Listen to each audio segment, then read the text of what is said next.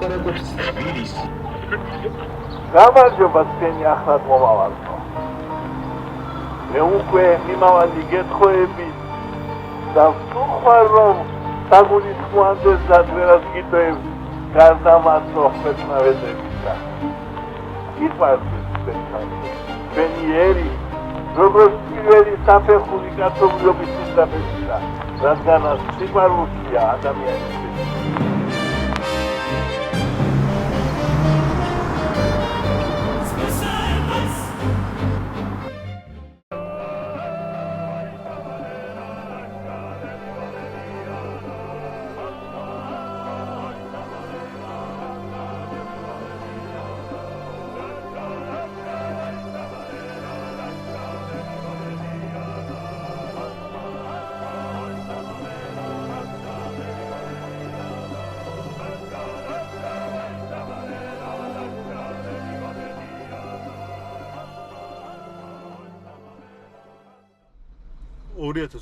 წელს საქართველოს ტერიტორია დატოვა ქვეყნის მოსახლეობის თითქმის 6%.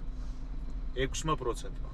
2024 წელს 3%-მა, ხოლო 2025-ში პროცესი ისევ მიმდინარეობს და სავარაუდო მოლოდინია, რომ ქვეყნის 3% დატოვებს ქვეყნის ტერიტორიას. აქედან უმეტესობა 20-დან 55 წლამდე ადამიანია. აი ყველაზე პროდუქტიული ადამიანი, ის ადამიანები, რომლებიც რეალურად ქვეყნის მომავალს ქმნიან, დოვლაც ქმნიან ქვეყანაში. მოკლედ, ქვეყანა საკმაოდ დიდი პრობლემის წინაშე დგას. 2023 წელს ევროკავშირში ცხოვრების ნებართვა 30,000 ქართველმა აიღო. ამ ვიდეოში რაც მინდა თქვა, არის ის, რომ პასუხისმგებლობა ამ ყველაფერზე არა მარტო პოლიტიკოსებს აქვთ, არამედ კერძო სექტორის წარმომადგენლებს. დღეს ძალიან ბევრი მაგალითი შეგვიძლია მოვისმენთ იმის, რომ კერძო სექტორი ახალგაზრდებს არ ეხმარება შესაბამისი პირობების შექმნაში, რომ დარჩნენ ქვეყანაში.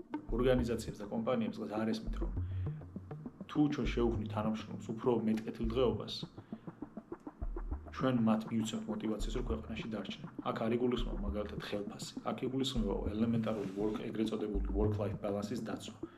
მაგალითად მივცემთ თანამშრომლებს საშუალება როდესაც ისინი დაამთავრებენ სამუშაოს, თავის დაკისრებულ დავალებას შეასრულებენ, დატოვონ სამსახური რამოდენიმე საათით ადრე. მივცეთ საშუალება კვირაში რამოდენიმე დღე სახლიდან იმუშაონ. ასევე არ გავუკონტროლოთ მათ დილის საათები, თუ რა თქმა უნდა დილით რაღაცა მნიშვნელოვანი შეხვედრა არ არის, არ მივცეთ, არ დავსაჯოთ თანამშრომელი იმის გამო, რომ 30 წუთიდან 40 წუთი დაიგვიანა სამსახურში. ჩვენ უნდა მივცეთ მათ იმის საშუალება, რომ უფრო მეტად მოქნილები იყვნენ და იყვნენ ორიენტირებული დავალებაზე და არა იმაზე, თუ გაჩერდნენ სამსახურში 10-დან 5-მდე.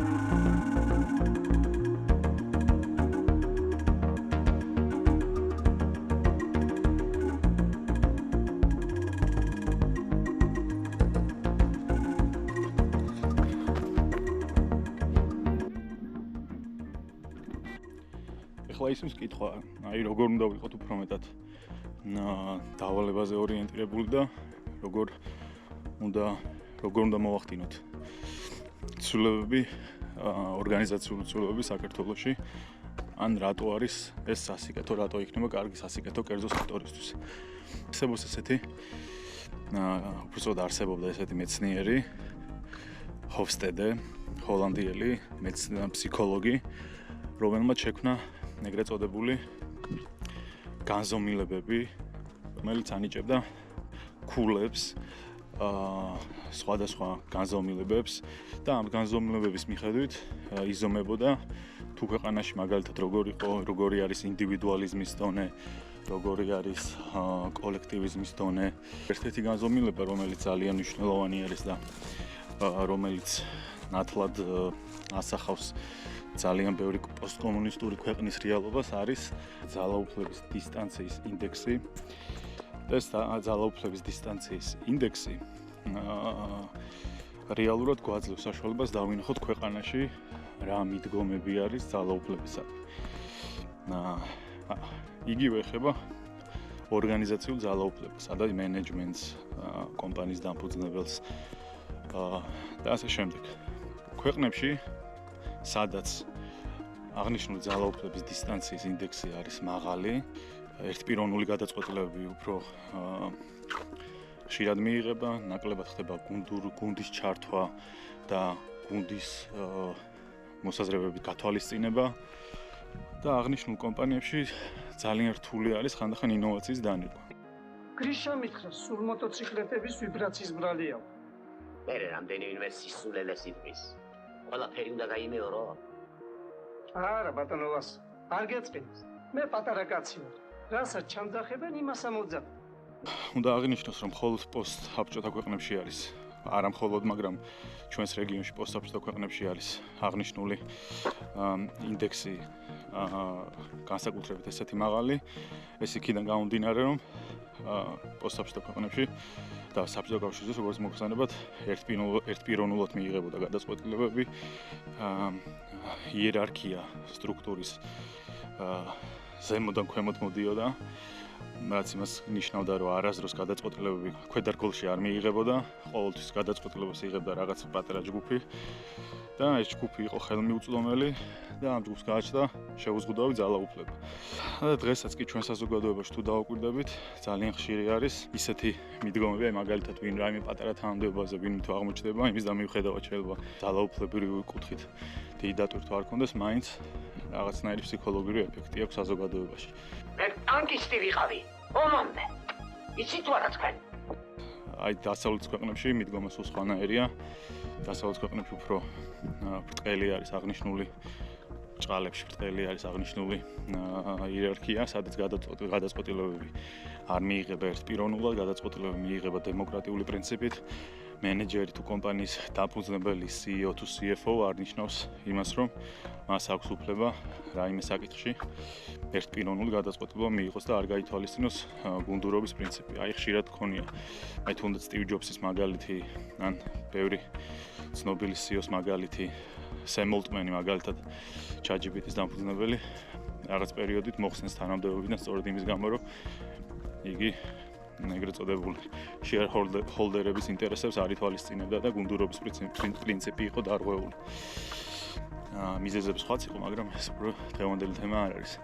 მოკლედ, იმის თქმა მინდა, რომ ქვეყნებში, სადაც აღნიშნული ძალაუფლების დისტანციის ინდექსი არის მაღალი, ნაკლებია გუნდურობა, ნაკლებია ჩართულობა ისეთ საკითხებში, რომელიც ორგანიზაციის განვითარებას შეუწყობს ხელს და აქედან გამომდინარე ნაკლებად ხდება იმ საკითხების განვითარება, რომელიც ძალიან მნიშვნელოვანი არის კომპანიისთვის.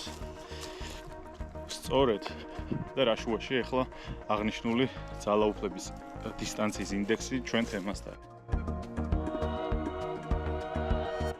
თუ ჩვენ შევინარჩუნებთ ძალაუფლების ინდექსს, ძალაუფლების დისტანციის ინდექსს ისეთ დონეზე, რა დონეზეც გვაქვს დღეს, ჩვენ ვერ შევძლებთ და ახალგაზრდები და ახალი თაობა ვერ შეძლებს თავის ხმის მიწვდენას მაღალ რგოლში და ასევე ცვლილებების განხორციელებას, რომელიც ესე საჭიროა კერძო სექტორში. აქედან გამომდინარე, საჭიროა მრავალი ცვლილება, ინიციატივა, ინსტიტუციონალური ცვლილება ჩვენს ყოველდღიურ ცხოვრებაში, ჩვენს ყოველდღიურ საქმიანობაში, მიდგომები, უფრო მეტად გახსნილები უნდა ვიყოთ და სწორედ ეს შეძლებს იმ ცვლილების განხორციელებას და იმ ინდექსის შემცირებას, რაც ისე მნიშვნელოვანი არის აღნიშნული პრობლემის აღმოსაყრელად. რა თქმა უნდა, ეს პრობლემა არის მხოლოდ წვეთი ოკეანეში და ეს არის ერთ-ერთი იმ პრობლემებიდან, რაც დღეს კერძო სექტორში დგას, მაგრამ ის ფაქტი, რომ ბიზნესი უფრო მეტად გახსნილი უნდა იყოს ცვლილებებისადმი, ეს აპრიორია და ეს უდავოა.